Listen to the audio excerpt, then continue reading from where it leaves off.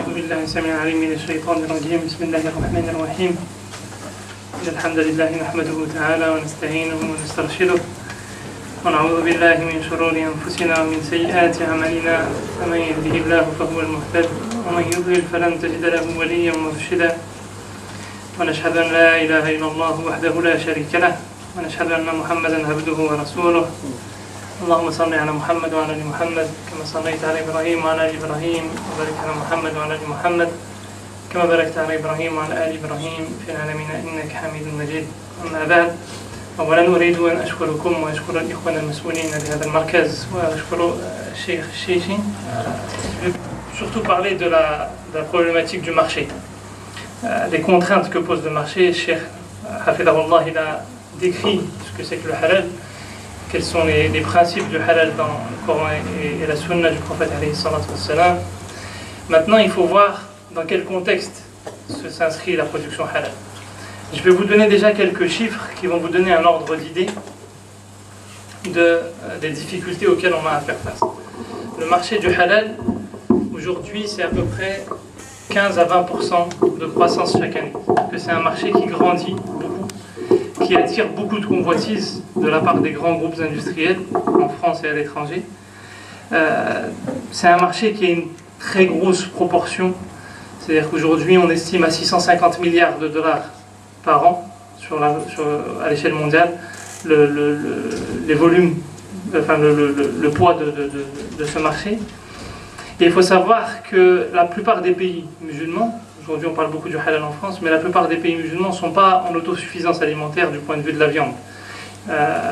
On considère qu'à peu près, par exemple, sur le secteur de la volaille, 55% des pays musulmans, enfin, la consommation de viande dans les pays musulmans est 55% en provenance des importations de la France, du Brésil, de la Nouvelle-Zélande et d'autres pays, j'en passe. Donc c'est un marché qui attire beaucoup de convoitises et qui a beaucoup grossi en France au cours des années. On considère par exemple qu'en France, 50% des abattoirs produisent halal. Ça ne veut pas dire que chaque abattoir produit halal, entièrement halal, mais 50% des abattoirs produisent halal, ça veut dire qu'ils produisent en partie halal et en partie haram, ou traditionnel, dans le terme qui est employé dans le milieu. Donc ils produisent, pour la plupart d'entre eux, halal, ils sont intéressés par le marché. C'est un marché qui pèse à peu près 6 milliards d'euros en France. Donc c'est quelque chose qui pèse, qui grandit chaque année et qui attire beaucoup de convoitises.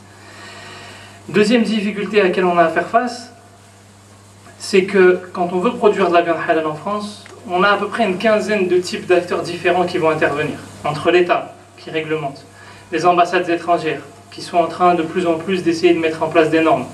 Vous avez peut-être entendu parler du projet européen de normalisation. Il y a un projet de norme en France, il y avait le CSM qui a essayé de mettre en place une norme. Il y a l'OCI qui regroupe tous les pays musulmans qui est en train d'essayer de mettre une norme. C'est-à-dire que chacun maintenant il essaye de mettre en place sa propre norme pour définir c'est quoi le halal.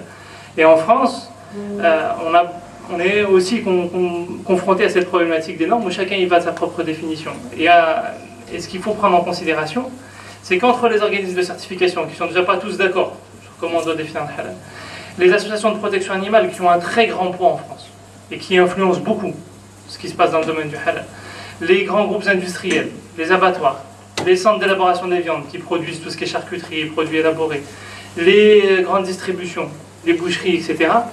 On a énormément d'acteurs qui chacun y va de son intérêt et de ses objectifs personnels. L'association de protection animale n'a pas forcément les mêmes objectifs que l'association de consommateurs, qui n'a pas forcément les mêmes objectifs que l'organisme de certification, qui n'a pas forcément les mêmes objectifs que le boucher, qui n'a pas forcément les mêmes objectifs que l'abattoir, etc., etc. Donc, essayer de produire halal dans ce contexte-là, ça amène beaucoup de difficultés. Et parmi ces difficultés, on va reprendre le cursus de production de la viande, et je vais citer 2-3 exemples. On ne va pas reprendre toutes les difficultés qu'on rencontre en production halal, mais il faut savoir que déjà, lors de la phase de l'élevage, il peut y avoir beaucoup de problèmes. En France, pour l'instant, on est protégé par la réglementation. Cheikh, il a parlé brièvement tout à l'heure de la problématique de la nourriture des animaux. Vous savez qu'en islam, il y a le jalal, problématique de jalala. Et aujourd'hui, il y a de plus en plus d'animaux qui sont nourris par des OGM, qui sont nourris par des farines animales. La France, pour l'instant, est protégée par la réglementation. Mais il y a des règlements européens qui vont réintroduire les farines animales. C'est-à-dire que c'est en discussion depuis 1 an et a priori ça va revenir sur le marché. C'est déjà autorisé aux États-Unis depuis un certain temps. Et donc ça c'est déjà un premier niveau de problème sur lequel les savants sont en discussion. Le deuxième niveau de problème, c'est qu'une fois que la bête elle a été élevée, elle est conduite à l'abattoir. Cheikh il a parlé de la problématique de Saq. Donc Saq al-Kahraba'i qui est une des méthodes, mais il y en a d'autres. Il y a le gaz, il y a le pétard, donc Saq avec le pistolet. Je vais revenir sur ce point-là particulièrement parce que c'est un point important. Mais déjà c'est un deuxième niveau de problème. C'est-à-dire que quand la bête elle est conduite à l'abattoir, en France, en général, les bêtes elles sont abattues suite à assommage. C'est une obligation, sauf pour l'abattage rituel. Mais est-ce que dans l'abattage rituel, pour autant, on pratique aujourd'hui cette dérogation et qu'on abat sans sarf ou pas? Troisième niveau de problème, c'est l'abattage. Quand on parle de l'abattage, en France, on fait souvent référence au fait qu'on est dans un pays d'Ahl al-Kitab, et comme on est dans un pays d'Ahl al-Kitab, peu importe qui abat, il n'y a pas de problème. Sauf qu'en France, les études ont démontré que 70% de la population ne se déclare pas croyant. Ils ne se considèrent ni comme chrétiens, ni comme juifs, ni comme musulmans. Ils se considèrent soit comme athées, soit comme agnostiques. 70% de la population. Donc il reste une infime proportion de gens qui se considèrent comme soit musulmans, soit kitabites. Et ça, en pratique, de par notre expérience, d'après le vécu qu'on a dans les abattoirs avec nos contrôleurs, la plupart des gens qui travaillent dans les abattoirs sont pour la plupart d'entre eux pas des croyants. Ils ne se considèrent pas comme croyants. Donc il y a une confusion où aujourd'hui on se dit on est dans un pays d'Ahl al-Kitab, mais qui vraiment aujourd'hui reste Ahl al-Kitab?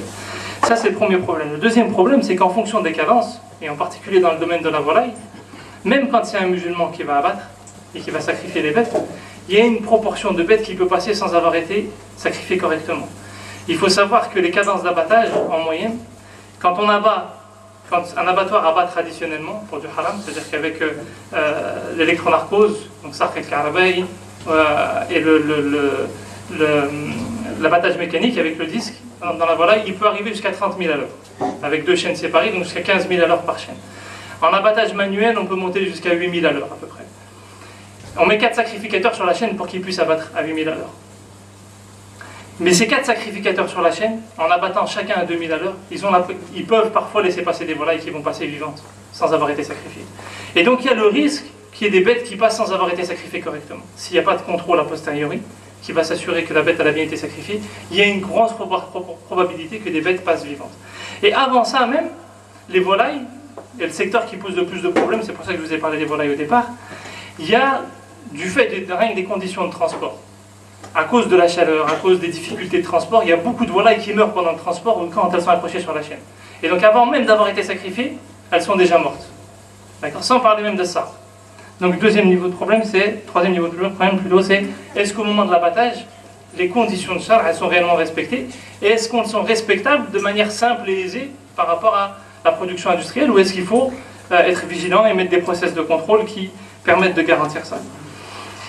Quatrième difficulté à laquelle on est confronté, c'est qu'une fois que la bête elle a été abattue, elle va être découpée, parfois transformée en produits élaborés, en charcuterie, en steak haché ou peu importe.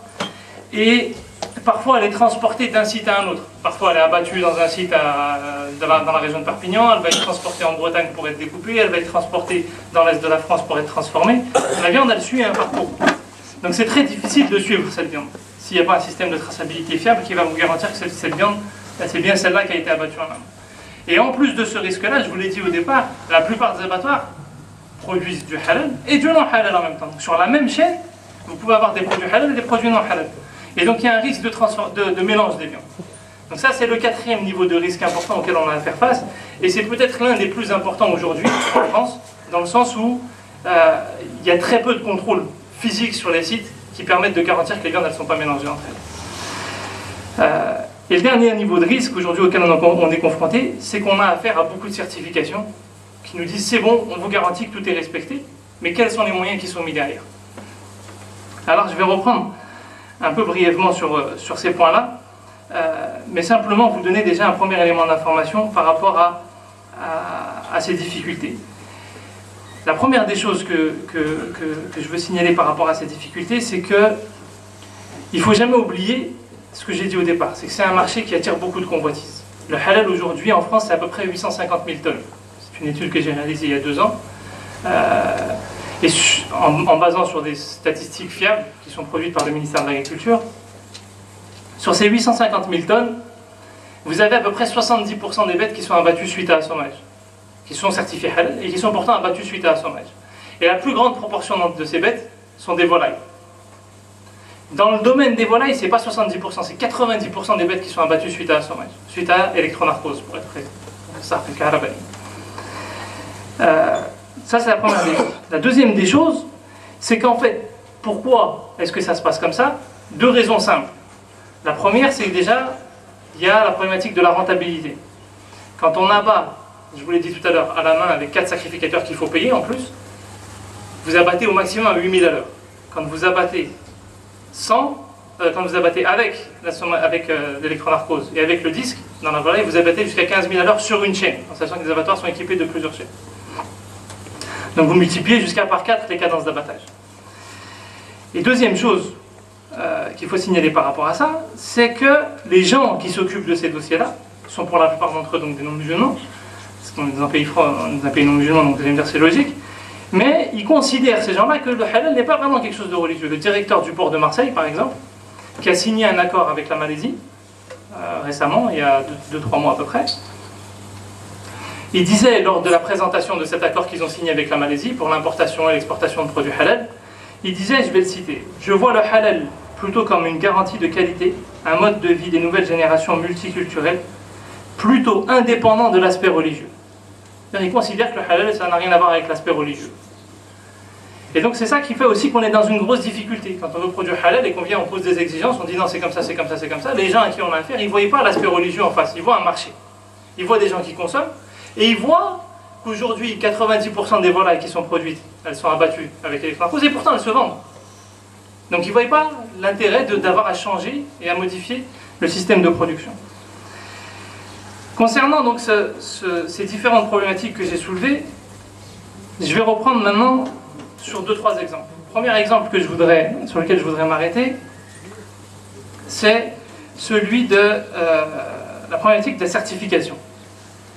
Aujourd'hui, quand on parle de certification, vous avez des organismes de certification qui vont vous dire « nous, on signe un contrat avec l'abattoir, ils s'engagent moralement, à lui de respecter cet engagement ». Le problème, c'est que par expérience, on sait que les abattoirs, ils ne respectent pas, soit parce qu'on a affaire parfois à des fraudeurs, soit non, parfois on n'a pas affaire à des fraudeurs, mais ils sont dans un système où il faut rentabiliser au maximum. Et si on leur ouvre la porte, ben le salarié qui a la pression de son employé, de son manager, qui a la pression de son employeur, qui a la pression de la rentabilité, il va parfois passer outre. Je vous donne un exemple concret. On a par expérience, sur les sites où on travaille AVS, aujourd'hui c'est à peu près, on a 150 employés qui contrôlent au quotidien dans les abattoirs. Et lors d'une production, donc il y a des contrôleurs qui sont en poste, il y a les sacrificateurs donc, qui sacrifient et ils laissent passer des volailles qui sont vivantes, comme je vous ai dit au départ. Et donc il y a un contrôleur qui est posté après les sacrificateurs et qui est chargé de rechecker toutes les volailles qui sont mal sacrifiées, de les sortir de la chaîne.